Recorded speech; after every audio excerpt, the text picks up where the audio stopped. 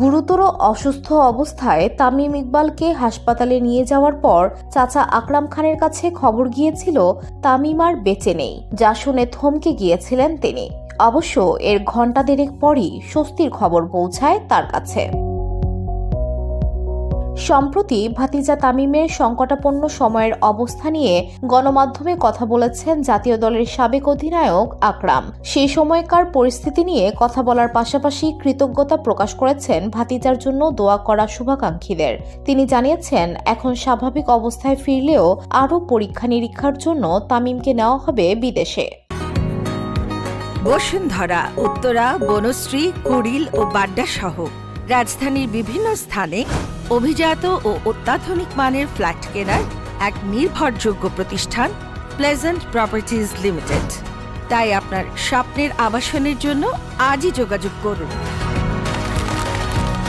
Pleasant properties limited, where destiny matches eventually।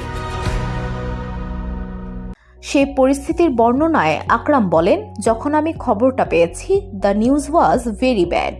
আমাকে বলা হলো তামিম আর বেঁচে নেই। এটা কল্পনা করতে পারিনি, কোনোদিন ভাবিও নি এ ধরনের খবর শুনব, এত অল্প বয়সী ছেলের মতো। এরপর ঘণ্টা দেড়েক বাড়িতেই ছিলাম, খুব আপসেট ছিলাম। ঘণ্টা দেড়েক পর ডাক্তাররা কল করলেন কনফারেন্সে, বললেন রিং লাগানোর জন্য নিয়ে যাচ্ছে। তখন একটু স্বাভাবিক হয়েছে, যেহেতু রিং লাগাতে যাচ্ছে তার মানে বেঁচে থাকার সম্ভাবনা আছে। তিনি বলেন, স্পোর্টসের সাথে থাকা লোক যে অসুস্থ হওয়ার আগের 10 দিনে 2টা সেঞ্চুরিও করেছে, কল্পনা করা যায় না।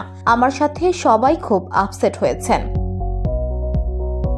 তিনি বলেন, তামিম যে জায়গা থেকে ফিরে এসেছে, আপনাদের দোয়া ছাড়া এটা সম্ভব হতো না। প্রচুর কল মেসেজ পাচ্ছি, সবাইকে ধন্যবাদ জানাচ্ছি। কাল ডাক্তারের সাথেও কথা হয়েছে, এ ধরনের রোগী ফিরে আসার সম্ভাবনা খুব কম থাকে। আল্লাহর রহমতে ও ফিরে এসেছে। VOD Bangla news desk.